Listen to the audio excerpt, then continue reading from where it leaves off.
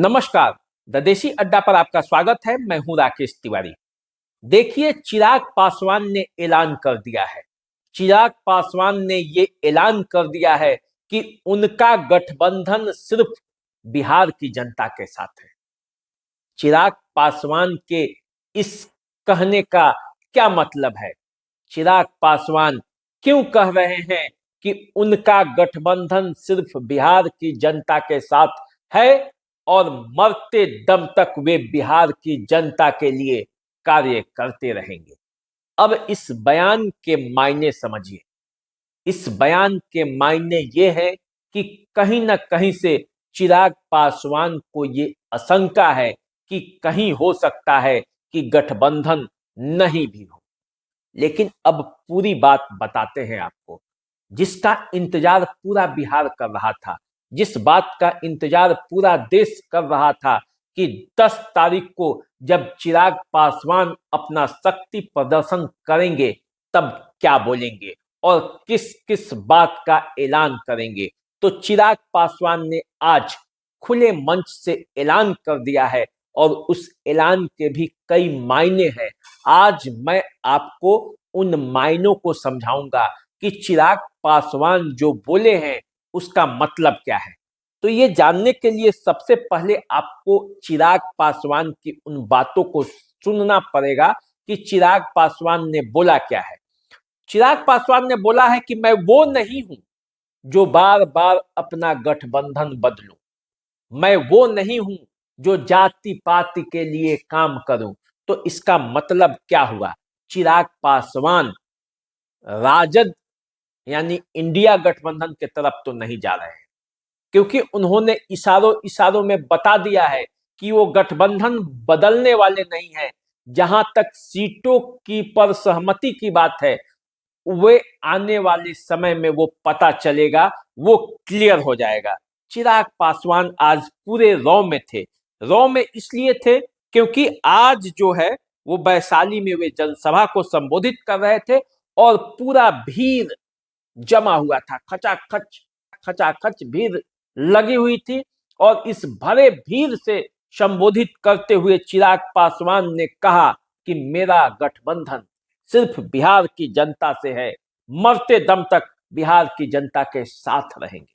चिराग पासवान ने कहा, कई सरकारें आई और कई सरकारें चली गई, लेकिन बिहार के हालात नहीं बदले।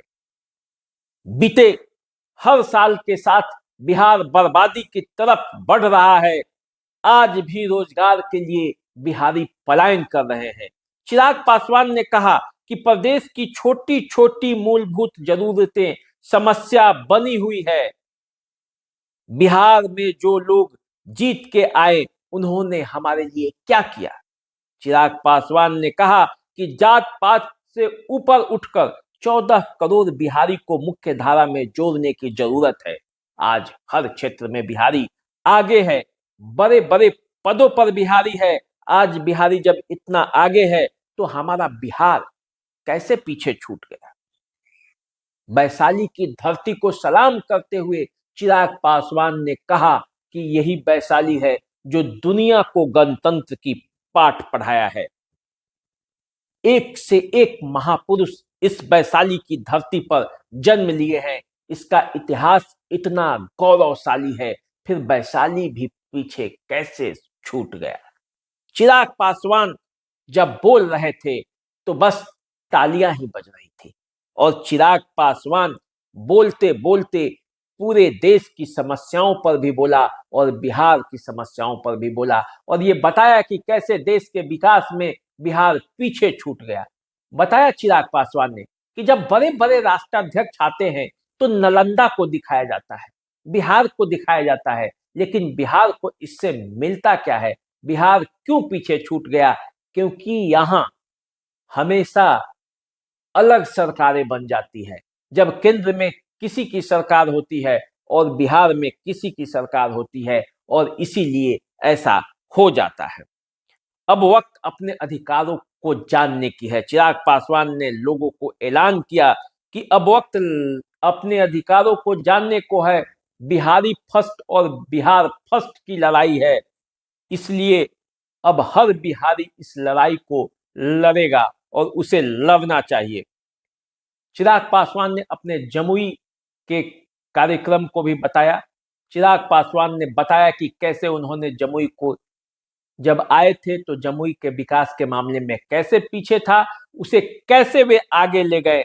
वे बताए कि जब जमुई आगे जा सकता है तो बिहार आगे क्यों नहीं जा सकता है। उन्होंने कहा कि सबसे युवा बिहारी यहां पे है, नौजवानों की टोली यहां पे है, तो फिर बिहार कैसे पीछे रह सकता है। चिराग पासवान ने सबका साथ मांगा। उन्होंने कहा कि साथ दीजिए, हम आपकी लड़ाई लड़ेंगे। आपकी उपस्थिति बताती है कि बिहारी फर्स्ट की लड़ाई लड़ने के लिए सब लोग कमर कस चुके हैं। चिराग को आपकी जरूरत है। हर व्यक्ति चिराग बनकर बिहारी फर्स्ट की लड़ाई लड़ेगा। चिराग ने कहा कि मुझे झुकाने के तो कई प्रयास हुए, घर तोड़ा गया, परिवार तोड़ा गया, पार्टी तोड़ा गया, लेकिन लोग भूल जाते हैं कि मैं रामविलास पासवान का बेटा हूं, उनके नाम को झुकने नहीं दूंगा।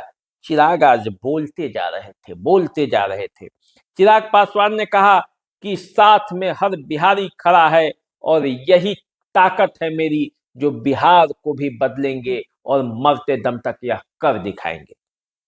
एक वादा है, सर पे कफन बांध कर निकला हूं, जब तक बिहार को विकसित नहीं कर दूंगा तब तक चैन से नहीं रहूंगा। चिराग पासवान अकेला भी काफी है। अब जो चिराग पासवान ने ये कहा कि चिराग पासवान अकेला भी काफी है, इसी में कई सवाल छुपे हुए हैं कि क्या चिराग पासवान लोकसभा का चुनाव अकेले भी लड़ सकते हैं। तो ये हो सकता है यदि एनडीए में चिराग पासवान को सम्मानजनक सीटें नहीं मिली तो चिराग पासवान विधानसभा चुनाव की तरह फिर अकेले मैदान में होंगे। और जब चिराग पासवान अकेले मैदान में होंगे तो समझिए कि परेशानी किसको बढ़ेगी। क्योंकि एक बात तो चिराग पासवान ने ये फाइनल कर दिया कि ये वो नहीं है जो बार बार पार्टी बदले, दल बदले और गठबंधन बदले। तो यदि चिराग पासवान गठबंधन नहीं बदलेंगे और उन्हें सीटें नहीं मिली जो वो मांग रहे हैं, तो क्या वे अकेले चुनाव लड़ेंगे। सवाल तो ये उत्पन्न होता है और इसी सवाल ने कई लोगों की बेचैनी बढ़ा दी है। क्योंकि ये तय है कि यदि चिराग पासवान अकेले चुनावी मैदान में उतरेंगे तो नुकसान किसको होगा, ये सबको समझ में आ रहा है। और आप लोग तो ज्यादा समझते होंगे क्योंकि आप सभी क्षेत्र में हैं। हर गांव में अगल बगल के लोगों से आपकी बातें होती होंगी। आप जानते होंगे कि चिराग को लेकर बिहार के युवाओं में, चिराग को लेकर बिहार क्या सोचते हैं। तो मैं जो समझता हूं कि चिराग पासवान बिहार की राजनीति में अभी हॉट केक बने हुए हैं। हर दल उन्हें चाहता है कि उन्हें अपने पाले में लाएं, लेकिन चिराग पासवान जहां हैं वहां स्थिर हैं। यदि एनडीए के तरफ से आश्वासन नहीं मिला, एनडीए के तरफ से सम्मान नहीं मिला, तो वे एनडीए से बाहर तो जाएंगे लेकिन अकेले, और अकेले बिहार की भूमि पर वो फिर से लोकसभा का चुनाव लड़ेंगे। और जब लोकसभा का चुनाव लड़ेंगे तो क्या होगा आप सबको पता है। मैंने अपने पहले वीडियो में भी, इसके पहले कई वीडियो बनाया है जिसमें ये बताया है कि चिराग पासवान क्या कर सकते हैं और उसका क्या इम्पैक्ट पड़ेगा। अगले वीडियो जो अब मैं आऊंगा फिर आपको तो इस पर एक विस्तृत खबर दूंगा। फिलहाल आप चैनल को सब्सक्राइब कर लीजिए, फेसबुक इंस्टाग्राम पे हमें फॉलो कर लीजिए और हमारे साथ बने रहिए। इसी तरह के और खबर जानने के लिए, ताजा अपडेट जानने के लिए, चुनाव से संबंधित हर जानकारी के लिए हमारे साथ बने रहिए। आपका विश्वास और आपका प्रेम हमें मिल रहा है, आगे उम्मीद है मिलता रहेगा। नमस्कार।